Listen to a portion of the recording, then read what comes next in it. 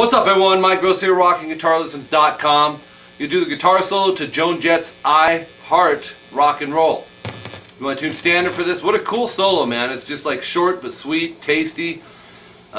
He doubles this. You can hear it at a certain point in the solo. He comes in and layers a second track over it for what that's worth. This wasn't a request as far as I know from any of you guys, but I did work on this with one of my private students. We worked on the complete song, and I've got the solo in my head right now, and it's a classic, so let's go ahead and do it, man. Let's jump. Ready?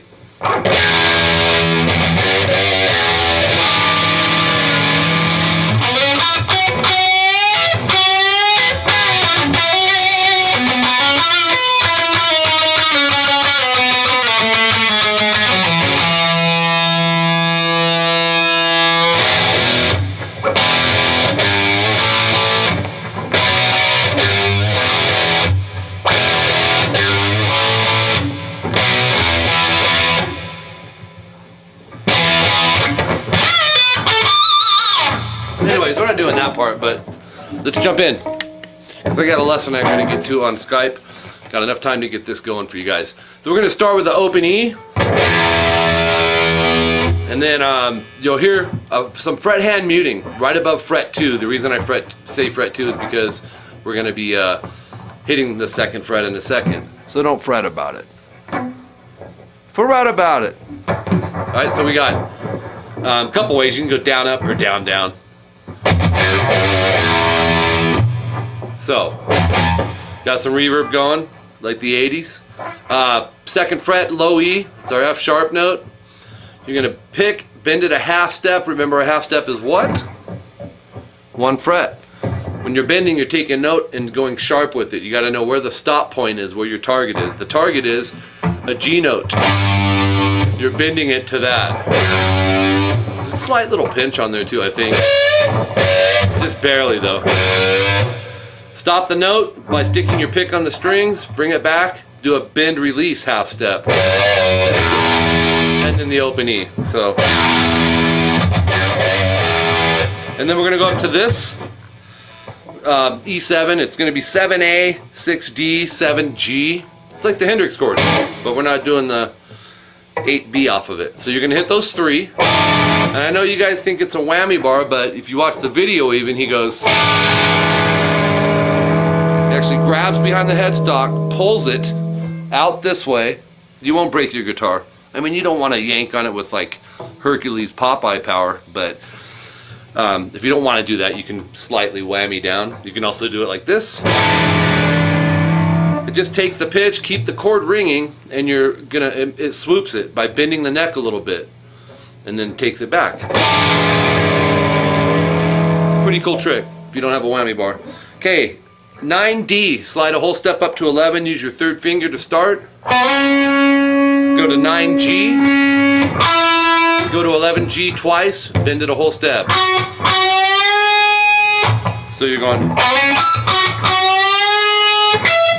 pinky 12E, and then don't release the bend. Pick it again on the 11th fret, and then go to the 12B. So we have.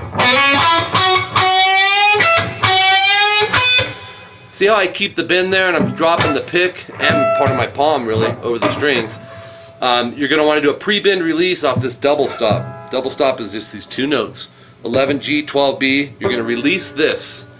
Release the 11 down to its pitch. So, right? Palm mute the 9G, palm mute the 11D after that. So,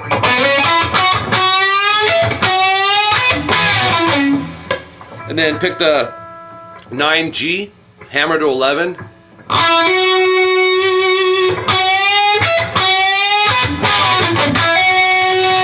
Palm mute the 9th fret on the D string 2 times. Pick it again and hammer to 11. So it's go to 9G.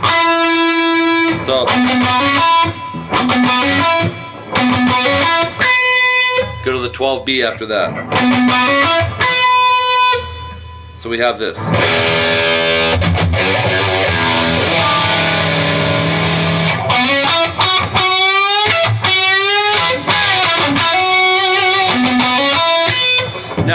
rest is almost completely done on the G string here. It's a linear E major scale. That's the key of the solo, is E major.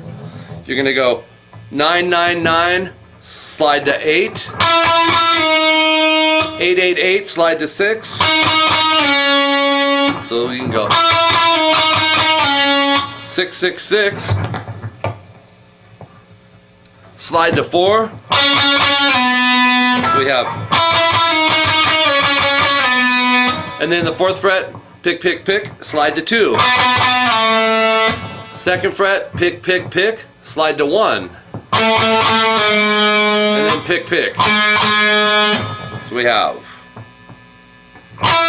9 to 8, 8 to 6. Actually, it's 6, 6, 6. Slide to 4. Slide to 2. Slide to 1. Pick, pick. And then pick it again on that 1st fret. And then go 4, 2, D, 4, A, 2, D. So the last 4 notes are that's your last 4 notes. So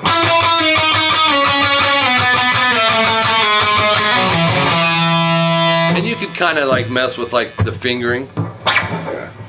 I'll go ahead and sit down now. You can kind of mess with like your own fingering, you know, that you want to use for it. And I'm using the 2nd and 4th just because it's kind of there, you know. And I think on the intro when I played it, I actually used my the 1st finger on this, so it's not wrong either way, man. You wouldn't want to play this whole solo with 1 finger, you know. You couldn't anyways, because we have some of those bends where you got to have 2. But yeah, you never want to make 1 finger do all the work. Some stuff, you know, you just got to decide as a musician what is kind of like jiving with you and what's feeling the most comfortable sometimes. And then other times it's an issue of, you know, if I have to use my pinky, then that's never going to be the comfortable one. You don't want to think like that either. You want to get the pinky involved. He gets his feelings hurt real easy, you know. If you don't believe me, don't use him and then try to use him. And he'll get rebellious with you and like stubborn and thick-headed, and then you'll get pissed off when you're playing. So remember, there is a 666 in this, but yeah, it's just, my humor's warped, guys, sorry. So let me well, I'm gonna play this on the outro for you. How's that? Before I do that, I gotta wrap this lesson up. It's a short but sweet solo. It's tasty. Tell me if you can hear where the 2nd guitar track comes in. You know, I've been around recording studios my whole life. A session player and with my own bands and stuff, and my own recording studio here at RGL Studios. So it's like I'm used to that, but you can hear at a certain point. It's not at the beginning. It's not the it's right after that. You'll hear a 2nd guitar probably, which, you know, when you hear that, you know the guitar player planned this solo. He worked it out and wanted to play it like that, or he wouldn't be able to double it. You know what I'm saying? Which was one of the cool vibes about the 80s, is usually these guitar players, you know, I remember growing up in the 80s and I couldn't wait for the solo to come up in a song.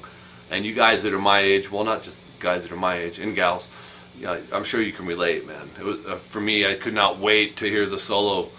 You know, the new Dokken came out, and I get to hear what Lynch is going to do for, you know, In My Dreams solo or whatever. It was just always a treat. And Randy Rhoads and Eddie Van Halen and all that, Dimebag. You know, you just get excited about the solo. Back then, more so than the song, you know what I mean? Which seems silly, but not really. Hey, that rhymed. Seems silly, but not really. Seems silly, but not really. Not just kidding. Alright, so I got to wrap this up because I do got to get in and do a lesson. I do teach privately on Skype if you're interested. My Skype contact name is Rockin' Guitar Lessons. You can go to my website, rockinguitarlessons.com. Click on the Skype Lessons tab. It'll give you a tutorial of the prices, the rates, the breakdown for monthly payments, all that stuff. Shoot me an email if you're interested, Mike at rockinguitarlessons.com. I'll shoot you my cell phone. You can text me or email me and we'll set you up on a day and time. Typically it's the same day, same time each week, or bi-weekly, however we go about it. I have a pretty good load of students on Skype, so it works better to have your set day, set time for you as well as me. That's just how we do it. Actually, not just me. Every guitar teacher I know does it like that. Check out my CBT lessons, by the way. I've been really getting a lot of CBT students, and watch the tutorial on that. It's custom video tablature. It's basically you pick the song or whatever it is, whatever the concept is. I figure it out by ear, handwrite the tabs, subgroup, timestamp everything, scan the tabs, email them to you, and then I record a video lesson that goes along with it, and they're hand in hand. They're really like high def detailed. Okay, so be sure to check out the website while you're there. Fill out the contact information. Check out the freebies. Got some free stuff on there. And obviously, I hope you become a member there at the website as well. And until next time, I'm Mike Gross, rockingguitarlessons.com. See you guys later.